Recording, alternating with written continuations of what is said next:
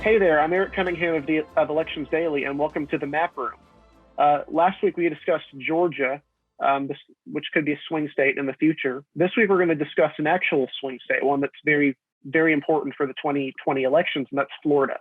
Like last week, I have Jared and Nick with me today, and so I guess we'll just jump off into Florida. So Florida is probably the quintessential swing state in the United States. Most people think of it. I think that's a little bit misleading. And that tends to have a Republican lean. It tends to vote consistently 2 to 3 percentage points to the right of the country. But it is the swing state most people think of, and that's because of 2000. But interestingly, Florida is even when it stayed pretty consistently partisan-wise, it's had a lot of churn underneath the surface from presidential election to presidential election. That's mainly because it's a very diverse state, both economically, politically, demographically. Lots of different interest areas and lots of places that have had some major shifts over the years. So I'm going to go ahead and show a map of Florida right here. You're probably familiar with the 2016 presidential election, right? Trump did really well in the Panhandle. The Central Florida was about even, and then South Florida tended to lean Democratic. But what you may not know is kind of the baseline here, which is specifically that there's a major shift from 2012 when Obama won it by a percentage point to 2016 when Trump won it by a couple. So if you notice here, all of this area around here, these red areas in the Panhandle specifically, are the ancestrally Democratic parts of the state of Florida. These places often voted for Democratic gubernatorial candidates. They voted for Senator Bill Nelson in 2006 and 2012. They voted against Jeb Bush in 2004. They voted for the Democratic Senate candidate in 2004. So these areas have seen a major shift towards the Republican Party, like a lot of the South. Specifically, the major metropolitan areas in here are the Pensacola area, which is Escambia County. That saw basically no shift. Tallahassee is in Leon County. It's a majority-minority city. It's typically African-American. Saw basically a slight Democratic shift. Alachua County, which has Gainesville, Florida, the University of Florida, obviously shifted a little bit more Democratic. And then Duval County, which is Jacksonville, it's a consolidated city county. Although there's a couple other cities within the county, it's consolidated in terms of structure with the city of Jacksonville. So it's one of the largest cities in the country. And that area swung a little bit Democratic. But the rest of this is just blood red. And that's kind of what a lot of the story you saw in the rural South. What's more interesting in Florida are the other regions, Central Florida and South Florida. So I'm going to toss it off to Jared, who can kind of explain the dynamics in Central Florida for us. Great. So Central Florida is a quintessential region of Florida politics. And you may know sort of the term, whoever wins the I-4 corridor is able to win Florida and thus the U.S. election. So it's usually deemed as a bellwether. However, it's not really like that anymore. Eric, would you mind pulling up the map again? Oh, sure. Just so I can reference it. Great. So I want to go through a little bit the various counties that make up Central Florida, the quintessential ones that are very important in determining elections and also the outcomes in Florida. So starting with the west and going east, I'm going to talk about Pinellas County first. Pinellas is the county that looks like a little peninsula jutting out right next to Tampa. Pinellas County is a county that's very interesting because it's highly suburban, but its level of college educational attainment is relatively low compared to other suburban areas around the country. And it is also an area that shifted towards Trump away from Obama from 2012 to 2016. And so it's an area where a lot of snowbirds and a lot of white senior retirees have migrated to from other regions of the country and from Florida itself. And so it's a county that potentially could be a swing county in 2020. And so depending on Trump's performance, that could really portend how Florida is going to vote, and essentially from there, how the nation is going to vote. Moving on to Hillsborough County. Hillsborough is a county where Tampa is located. Hillsborough is a county that actually shifted left from 2012 to 2016, as you can see. And that's largely because Tampa and the Tampa Bay region is one that has a lot of new young voters. It's more diverse than Pinellas County. Again, it's younger, and it's one that's diversifying and suburbanizing pretty quickly. And so, as you can see, Hillsborough County is sort of a bastion of blue in the area. Tampa is a hub of Democratic votes, and the surrounding suburbs of Hillsborough County are generally red.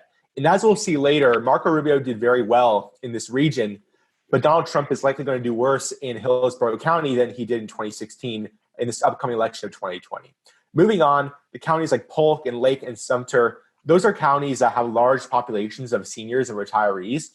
Those are very red counties, but depending on Biden's overperformance among seniors in 2020, it'll be very interesting to see how much they're able to shift to the left. And if they shift to the right, then that would look pretty badly for Democrats in the state. Now moving on to Osceola County, Orange County, and Seminole County. Seminole County is the one that has a 4 on it. This is what I believe is the most dangerous region for Republicans.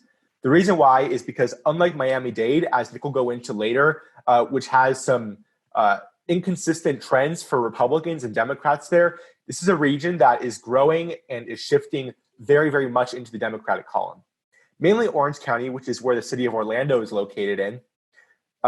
It's a county that is very diverse. It has a large population of not only whites, but also African Americans and Hispanics, not really of Cuban descent as much as in Miami-Dade, but of a variety of descents. It is a county that is suburbanizing, diversifying.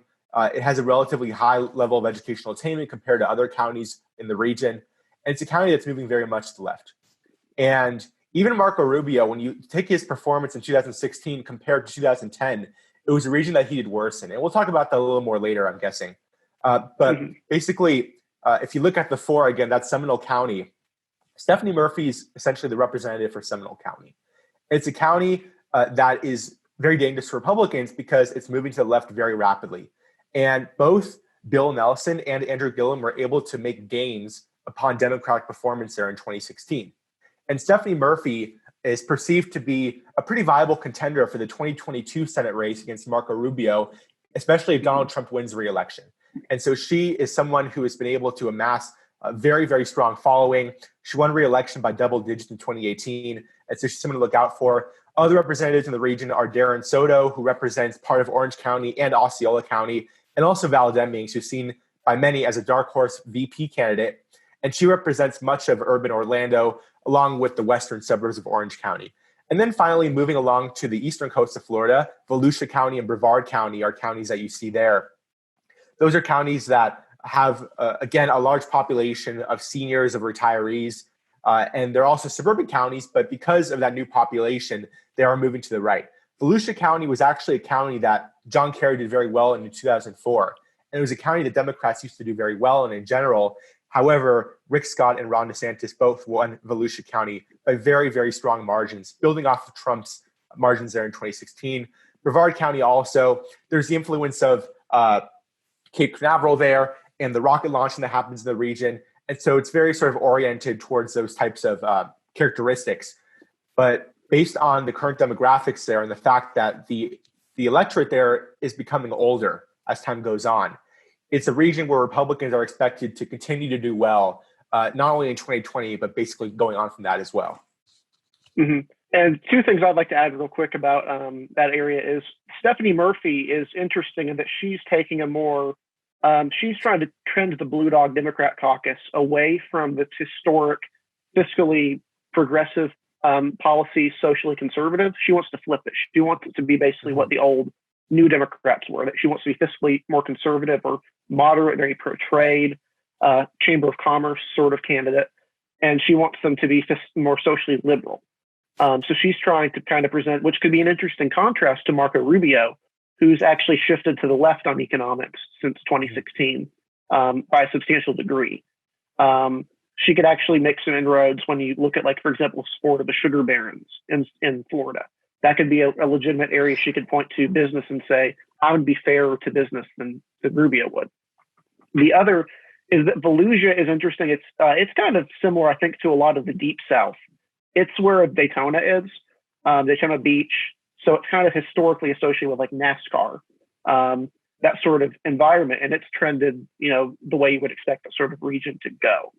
And I'm going to throw it to Nick here in a second to kind of describe South Florida, but I'm going to explain real quick kind of the difference between South Florida and the southern part of Florida. When you think of South Florida, usually you think of like anywhere from maybe St. Lucie down to Miami-Dade and Monroe counties. There's the Everglades, which kind of separate the east from the west of the state. It's not easy to get through them. They're not very similar in that terms of area. But also this area in the interior from Hendry, Glades, Highlands, Okeechobee, Hardy, and DeSoto is very rural. It's kind of, I think it's known as the Florida heartland. It's not typically associated with a metropolitan area. It's usually considered to be quite rural. And then so you have this western portion and you have the eastern portion. That's kind of the divide because you have the Everglades that kind of splits the region down the middle. But I'm going to go to Nick to kind of explain some of the South Florida, which is probably the most interesting region of Florida down ballot. So I'm glad you mentioned that about the split between Southwest and Southeast Florida, because that is something I find pretty fascinating about how you have the Everglades just dividing it down the middle. It's like you say, there's essentially a divide between Southwest and Southeast, and that is a divide that goes through the Everglades, and that just goes through all down the middle of the south part of the state, and it's completely unpopulated. Literally no one lives there. That's not an exaggeration. But yeah, on the west side, you've got I think of it sort of as an extension of Central Florida, but I'm not too familiar with the area.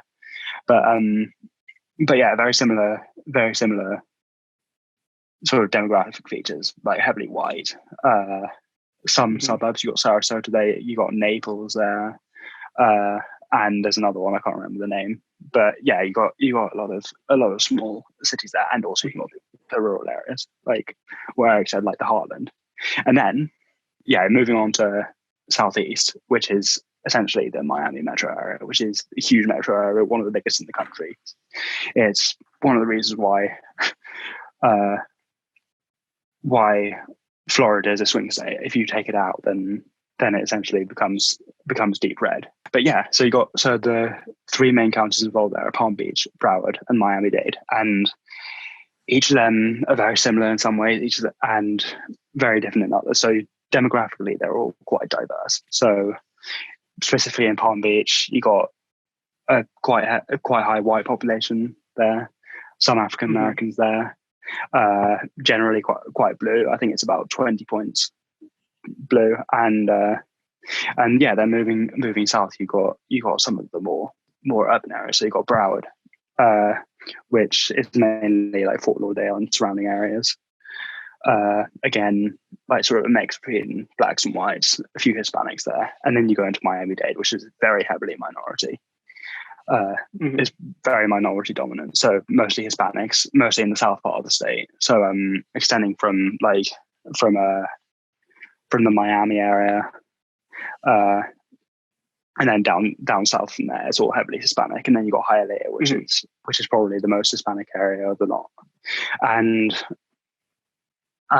yeah, that's an interesting area because it's swung very heavily towards Democrats in the past couple of decades. I think I was looking at Hialeah in one of my maps. I drew a Hialeah-based district. It went to John McCain by about 20 points, and then Hillary Clinton by 5 points. So a 25-point swing is more than most areas of the country. It's pretty crazy what's going on down there. And yeah, that's what's kept the state swingy. There's been a lot of population changes in those areas. And it's very elastic as well. That area will elect down ballot Republicans. I think Rick Scott and Ron DeSantis did very well there in 2018. It was essentially why they won because I believe Andrew Gillum, he did reasonably well in Central and Northern Florida, like relatively to what Hillary Clinton did. He won Duval County, which is Jacksonville. I think I haven't got the map in front of me, but yeah. So I believe both Democratic candidates won Duval County, which is correct. When I saw that live, I was like, I've been told by reliable people that Republicans were going to do all right in Florida. When I saw Duval go blue, 100% of the votes in it was blue. I'm like, this is over. This has to be over. But then the other results came in, and that's kind of the interesting part of Florida is you see these shifts in region to region that kind of define kind of how the state goes. But yeah, South Florida in particular is fascinating. One other county in South Florida is Monroe County. That one's interesting in that the majority of it, if you look at it on a map I showed, it just shows land. the vast majority of people don't live in the Everglades. It's like 80% of the district, and like 3 people live there. There's really nothing there, but everyone lives in Key West, which is one of the further of the Florida Keys, which you can get to by highway, oddly enough. Yeah. But I'm going to bring up another map here real quick. This is in Dave's Redistricting app, and it kind of shows sort of the divide of congressional districts. Before we get, I just wanted to show this is going to give you an idea of what the splits are before we talk about the Senate races. So right here, you can see 25. The ones we'll be talking about are 24, 25, 26, and 27. 25, oddly enough, goes through the Everglades. This is a court-drawn map. It was not a gerrymander. It was drawn by courts, so it was a weird decision, but it stretches from Hialeah, which is right here, 95% Hispanic. The vast majority of people are Cuban. You'll have difficulty getting English service in some of the areas of the district, but it's also rock-ribbed Republican at the local level. So that stretches out. That one's represented by Mario Diaz-Balart, a Republican. And then the other 2 districts are, this one is 27 has most of Miami, about half of Miami. And then 26 has Homestead, which is probably the biggest city in that one, and then stretches down to the Florida Keys. 27 is represented by Donna Shalala, a former cabinet official in the Clinton administration. And number 26 is represented by a Democratic newcomer who is Hispanic. So those are all kind of the divide. 24 is a majority Black district. 20 right here is a majority Black district. It stretches through the areas, and the others are kind of racially diverse. So that's kind of the baseline.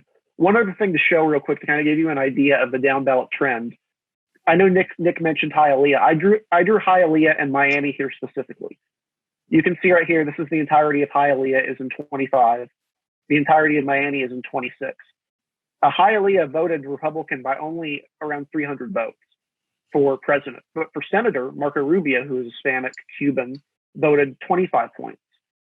In 2008, it voted Republican by almost 30 points. This is a very large city, 220,000 people, not a small area. But it came back in 2018, voted Republican by double digits again, after nearly voting for Hillary Clinton. And then 26 is Miami, which despite being a predominantly Democratic city, has a Republican mayor. The county as a whole has a Republican mayor because there's a county mayor and a city mayor.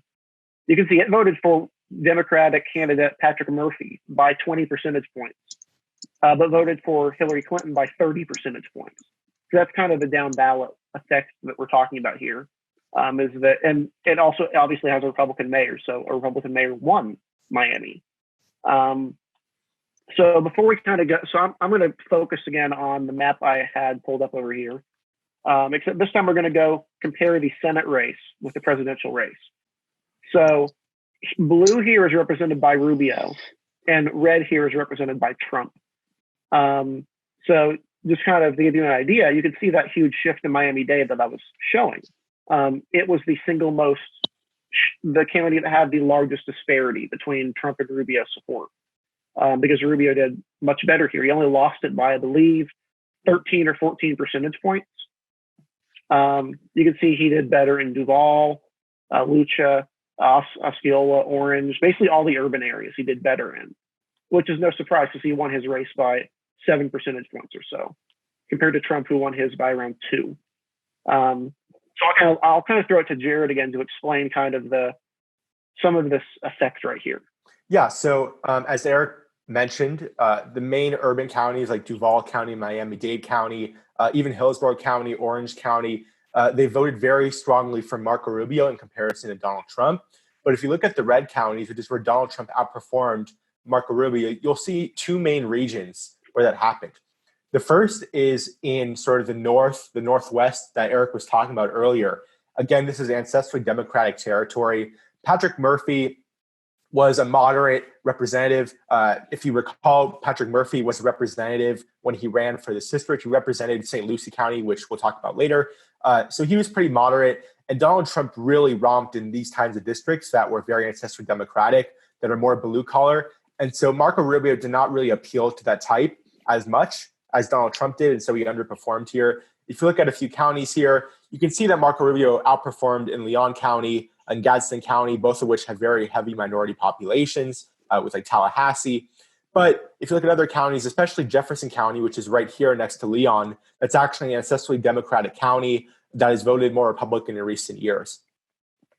Going down to the other region where Patrick Murphy outperformed, the St. Lucie region. And Patrick Murphy actually represented that region in Congress, and so he has a home field advantage there. And so this is a region where Donald Trump did reasonably well, but just because of Patrick Murphy's name and reputation, he was able to make gains in this region and outperform with respect to the presidential race here. Mm-hmm. And Murphy was considered a credible candidate and could have won the seat if Rubio had not run for re-election. I believe the top tier Republican candidate after that was David Jolly, who is no longer affiliated with the Republican Party. Kind of gives you an idea of the candidate quality problem in that race before Rubio jumped back in.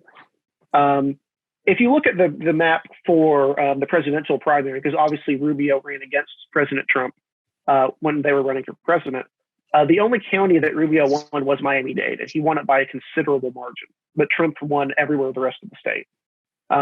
Rubio's base, and historically a lot of the GOP base, has been in that area, the Miami-Dade area, specifically. So obviously we've kind of shown you these political shifts in Florida. I'm going to go ahead and pull up the map again, kind of look at the gubernatorial and Senate races. So Republicans managed to win both the gubernatorial and the Senate race, despite a terrible year for them nationally. Kind of gives you an idea of the durability and the quality of the state Florida Republican Party. Generally an excellent organization, competent, knows what they're doing. So this is the Senate race. I don't know if Nick can kind of explain some of what's going on here, but the race was between incumbent Senator Bill Nelson, a moderate Democrat. He went to space, was one of the big things he always campaigned on. He was not an astronaut, but he did go to space as part of a congressional mission. So he was typically, seen as a quality candidate, generally inoffensive senator. And then you had Rick Scott, who was the Republican candidate, the governor of Florida, at that point highly popular because of hurricane relief, although he'd only narrowly won 2 gubernatorial races by the smallest of margins. And the Senate race proved to be no different.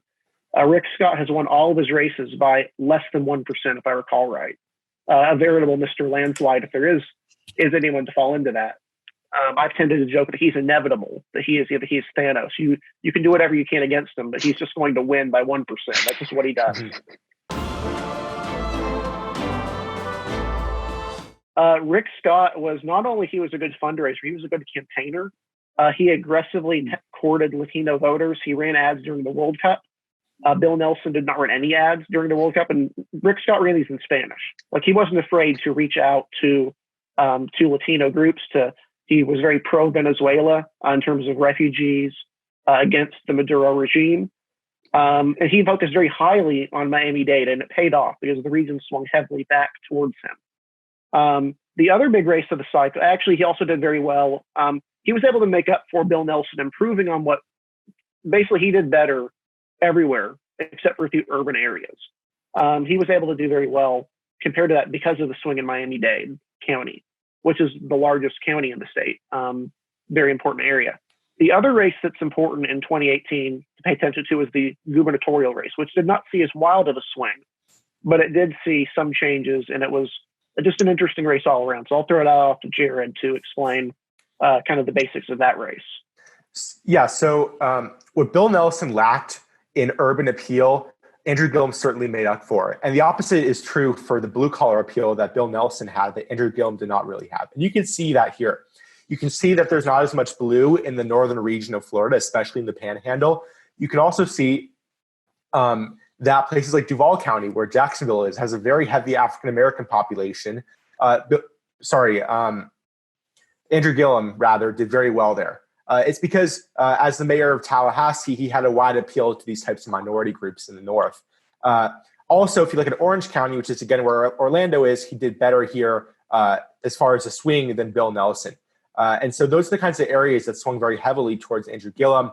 But Ron DeSantis also had a very wide appeal with Hispanics in the south of Florida, as well as with seniors, as you can see, again, in sort of the middle region of South Florida that Eric was talking about earlier, with Glades and Hendry County and Collier County, largely rural, but with high senior populations. Those gave a lot more support to Ron DeSantis as well. And then Miami-Dade, especially, as you can see, very red here.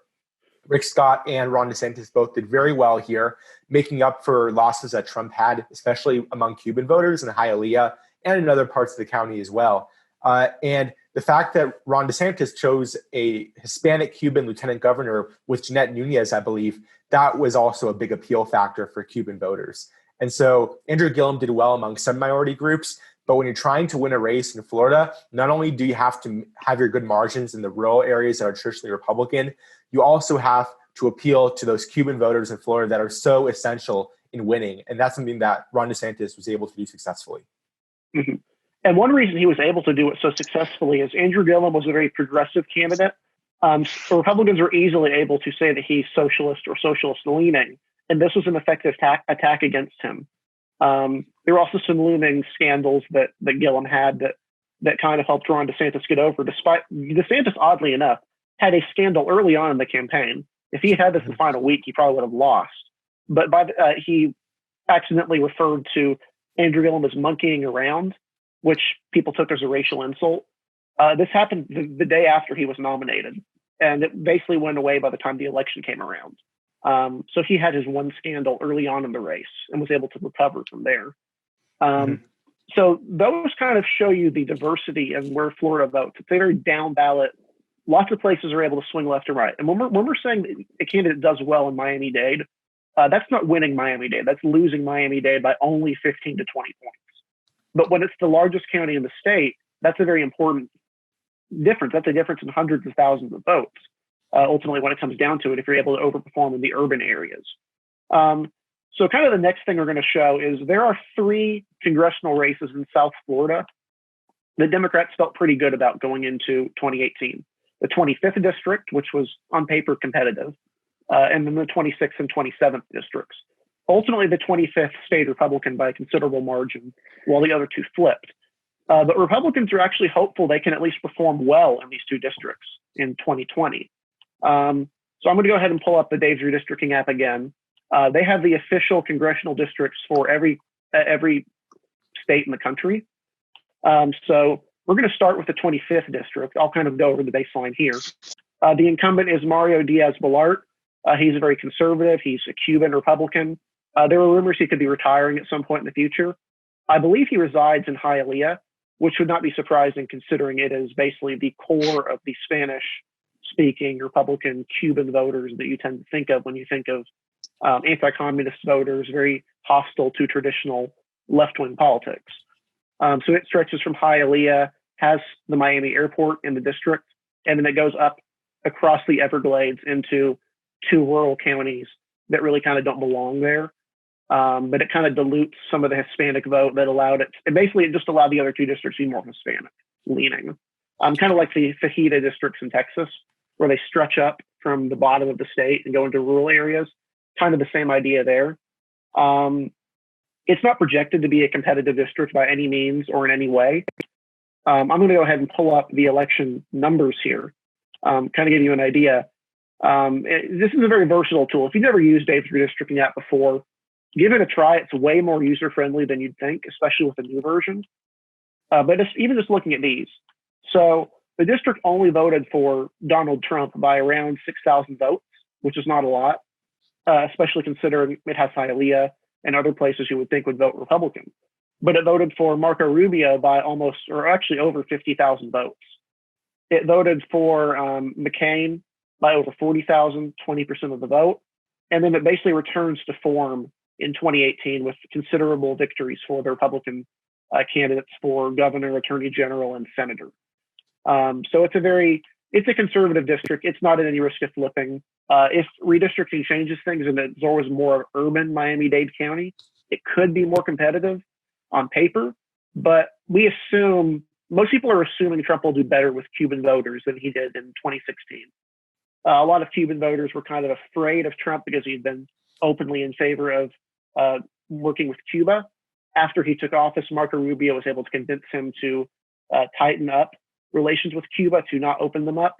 And he's also been very pro-Venezuela, the people of Venezuela, against the Maduro regime. So in theory, he should be doing better in this sort of district than he did in 2016. It could be a considerable swing. The other two districts are the 26th and the 27th district. I'll kind of go ahead and let Jared talk about the 26th district, if you want to talk about, or rather the 27th one. But they're both interesting districts to look at. Okay, so I guess I'll talk about the 26th district. So the 26th district, as you can see, takes a lot of the Everglades and going down to Key West, which is where basically all of Monroe County resides. But really, its center of population is the southwestern Miami suburbs in that area, especially around Homestead. The district is currently represented by Debbie Murkisel Powell, which is interesting because she is of Hispanic origin, but she's not Cuban. She's actually Ecuadorian, I believe. And so that's something that's been sort of interesting and of note. This is a district that Trump lost by a very considerable margin, by almost 20 points back in 2016, if I remember correctly. But down ballot, it's much more swingy. And back in 2018, before the election, it was represented by Carlos Cabello. He was a Cuban, and he had very strong sympathies with the district. People really liked him. However, he just could not overcome the massive suburban swing that overtook a lot of districts in the nation. And he very narrowly lost his reelection bid against Debbie Murkisel Powell. And so now she's a current representative. Some people do question basically her ability to empathize and her sympathies with the district. Some people think that she's not really the right kind of representative for the district just because of her background and because of her voting record. That'll be sort of interesting to see in 2020, especially because she has a very viable challenger on the Republican side. Carlos Jimenez, who is the mayor of Miami-Dade County, is challenging her in the 26th district. And he won re-election a few years ago by a considerable margin. Now, to be fair, he was running against a fellow Republican, and so it's hard to see sort of the swings there and the margins there. It's hard to analyze that and come up with a conclusion. But it is true that he is going to be a good challenger to Debbie Murkisel Powell. It'll be interesting to see what his performance is like in the Miami part of the region, or the district rather, which is where the vast majority of people reside. And just before I end, just one more quick thing. Back in 2018, Carlos Cabello actually won the Monroe County part of this district, but the reason he lost was because of the Miami-Dade part of the district. But back in 2014, it was actually flipped. When Carlos Cabello won the district and flipped it from a Democrat in 2014, he actually won the Miami-Dade part of the district while losing the Monroe part of the district. And so you can see there that Miami-Dade has shifted left, but down ballot, unlike on the presidential level, down ballot, there's still going to be a high possibility for a lot of crossover voters. Mm-hmm.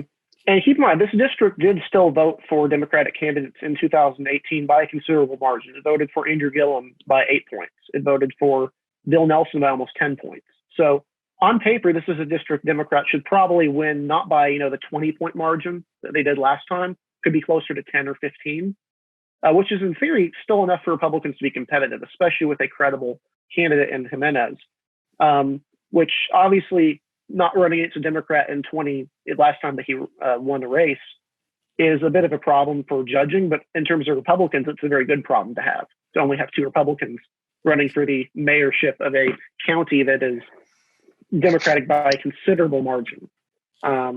Definitely unique in terms of national politics. The other district here is the 27th district, which we had an article earlier, I think it was today or yesterday, which argued that Carlos Jimenez should actually have run in the 27th district. Even though it's more Democratic on paper, he actually did better in his mayoral race in the 27th district. This was represented by a Republican. I'll let Nick explain more about her, but she was very popular for a long time, and she retired.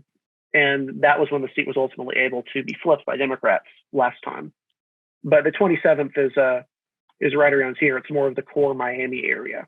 So yeah, you had in this district you had Ileana Ros-Lehtinen. She represented the district for like 20, 30 years. Very popular, Hispanic Republican. She was very moderate. She was one of the first Republicans to support same-sex marriage, for instance. So very popular in that district. She would win easily, but then she retired in 2018. And when that happened, people assumed it would be an automatic flip. Very Democratic district. Hillary Clinton won it by 23 sorry, I'm looking at the margins there. So 19 points, right? Yeah. Yeah, so he won And by Rubio 19 did not points. win. So, so people assumed that this would be a flip. And then sort of about a month before the election, there was a bit of a panic because Democrats nominated former HHS secretary, I think it was, HHS, sorry. Can I start that again? So they nominated former Health and Human Services Secretary Donna Shalala, and they said she was a bad fit for the district. She was white in a very heavily Hispanic district. She was essentially a Clinton insider. She had like a top spot in the Clinton Foundation before she ran. But yeah, she ran for this district. She won by a smaller than expected margin, but she still won, which was sort of a relief for Democrats. Now she's up for re-election, and people aren't too worried about her. She's likely to have the same challenger that she did back in 2018. And as Eric said, she avoided a blow by the fact that Carlos Jimenez ran in the 26th rather than the 27th. So yeah, she's fairly safe, but I'm not sure that will be the case for very long. I've always sort of had this idea that Carlos Cabello, the former representative of the 26th, the one who got beaten in 2018, he actually lives in the 27th. Not many people know that. He lives in Kendall, which, as you can see on my map, is in the 27th district. So I think he might make a comeback sometime in the future and then run against Shalala. One of the more infamous memes on election Twitter is the Donna Shalala meme. Two other things about her is that she is in theory a horrible fit because she can't even speak Spanish in a district that is heavily Hispanic, heavily Cuban. The other thing is that she did have sort of a scandal earlier this year. I believe it involved some financial dealings. That was the reason Republicans had thought this could be a little more competitive. The Republican candidate is Maria Salazar, who is actually a very credible candidate. She's a former news reporter. She's Hispanic. She speaks Spanish. She was on TV, Spanish television frequently. So pretty much everyone in the district knows her. Kind of similar to the, I think Abby, what's her name? In Iowa's first district. Finkenauer.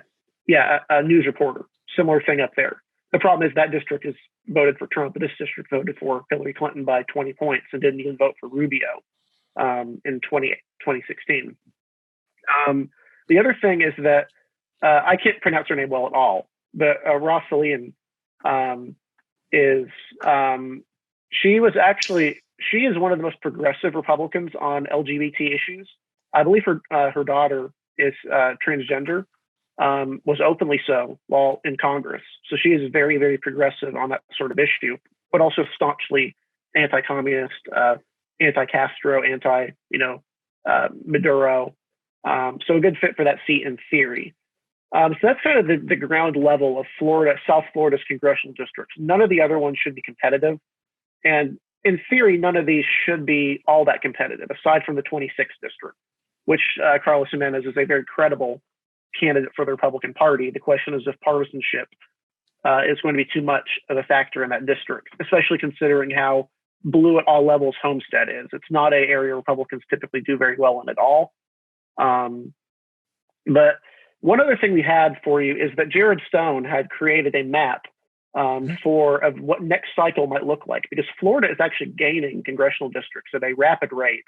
And there's going to be some new opportunities for the Republican Party in general, given their dominance in the state. So I'll hand it over to Jared to demonstrate the map he had compiled for what congressional districts should look like next cycle. Yep. Okay, so this is a potential redistricting with the new reapportionment in 2022 that I thought of. And so as you can see, the North is still very Republican. You could conceivably make a district that spans again from Tallahassee to Jacksonville as it does right now, making a VRA district. But the VRA guidelines are things that I try to look into. They're a little bit vague right now. We'll just have to wait and see what the demographic makeup is when it comes time for that. As you can see, these districts are very inelastic. And one thing that Florida is known for is having very inelastic districts, which means that even when one candidate from one party does especially well in the state, not a lot of the districts are going to be able to flip to them. And so the Republican districts here are going to hold strong for Republican candidates in all kinds of races, and same thing with the Democratic districts. So I'm just going to go through it pretty efficiently to show you just a few things. Zooming into Orlando, you can see here the 7th District rep by Stephanie Murphy. It'll be worthwhile for them to try to keep a district here just because Seminole County is bluing. And if she is denied a district, then that might just prompt her to run for the Senate without any reservation. Going over to the Clearwater area, the Pinellas County Peninsula, David Jolly used to represent this 13th district and was given to Charlie Crist, who is now a Democrat. And the reason why the 13th district at this point currently is blue is because it contains parts of St. Petersburg, which is a blue city. But if you decide to chop up St. Petersburg, give some of the blue parts to the neighboring 12th district, the 13th becomes a lean to likely Republican district. And then, as you can see, Tampa here is still a solidly Democratic district. And then going down to the southeast, which is where I put the 2 new congressional districts, the 29th, first of all, takes in some areas like Key West, a lot of the Everglades, some of the senior areas in the southwest. And also, as you can see, it has an arm that extends onto the coast in cities like Pompano Beach, in Palm Beach and Broward counties that are right on the coast. And those are actually cities that are still Republican strongholds to this day. And they're actually represented in the Florida state legislature by Republicans. I'm talking about these very thin districts right on the coast here. I believe Allen West District used to look like that when he was in Congress. You did? Yeah. Yes, it did. So moving on to Miami, you can see the 26th here. I kept it as sort of a lightly Democratic district, but it could be more swingy when you go down ballot. The 27th here, I try to shore it up so it becomes a solidly Democratic district.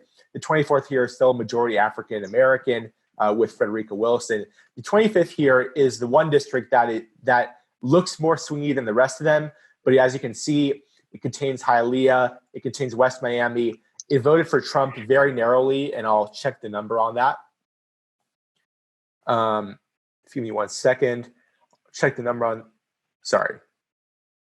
So, which was very similar to the current district and how it voted in its current form. Yeah. Right. So as you can see, voted for Trump by around 1.1%. But Ron DeSantis and Rick Scott both swamped to victory here. There should be absolutely no problem with someone like Mario Diaz-Balart keeping this district. It is a safe Republican district when it comes down to it. And then going up to these other districts, Alcee Hastings with the 20th district. And then when you get to these other blue districts in Palm Beach and Broward County, as Eric mentioned earlier, these are pretty racially diverse. But it is of note that a lot of these districts have very large Jewish populations. And that's one of the reasons why they're pretty solidly Democratic. But there was a large contingency of snowbird Jews who usually vote Democratic who actually went to vote for Trump in 2016. And that's one of the reasons why Palm Beach County actually moved to the right in comparison from 2012. Let's see if there's anything else I wanted to have of note. As you can see, the 15th district here takes in the red suburbs of Hillsborough County, which is still very red. And then going up to the 4th and the 5th district, which is Duval County. As you can see, I chopped it up to try to make both districts pretty solidly Republican. And in case you didn't know, this district with these counties right here, like St. Johns County over here and Duval County, these are pretty ancestrally Republican districts. They usually are much more wealthy and much more college educated.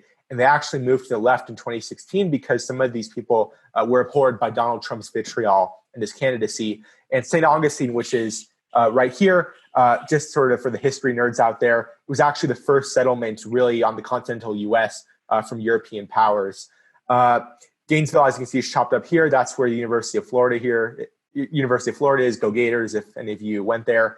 And so I guess that's pretty much it for this. But as you can see, Republicans have a lot of wiggle room when it comes to redistricting. And what they're going to want to do is they're going to want to make sure that the districts are really as inelastic as possible so that they can have as much success here as possible. And as you can see here, in case you don't know, 17 of these districts are pretty solidly Republican.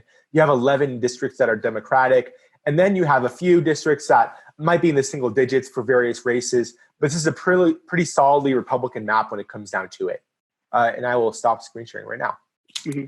Yeah, and one other thing about that map is the current congressional map in Florida was redrawn by the courts. Florida Supreme Court stepped into the gerrymandering case and fixed the map following a Republican gerrymander at the start of the decade. That's the reason why, for example, you have the congressional district that spans from Tallahassee to Jacksonville. That's not normally a district that would exist.